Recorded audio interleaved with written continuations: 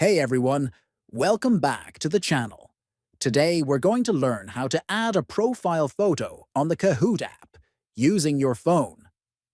Having a profile picture helps your friends recognize you easily and makes your Kahoot account look more personal and fun. First, open the Kahoot app on your phone. Next, tap on the profile icon at the top left corner. Then, in the top right corner, click on the settings icon. From the Settings menu, choose Profile Settings. Now, look for the option that says Add Picture and tap on it. After that, click on Upload Image. A pop-up menu will appear, giving you options to select where the image comes from. Choose Photos from your phone. Scroll through your gallery and find the picture you want to use as your profile photo. Once you've found the right one, tap on it.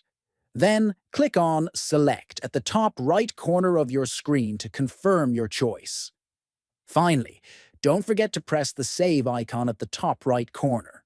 Your new profile picture will now appear on your Kahoot account, and you can change it anytime you like. If you found this video helpful, make sure to subscribe to the channel, like the video, and share it with your friends.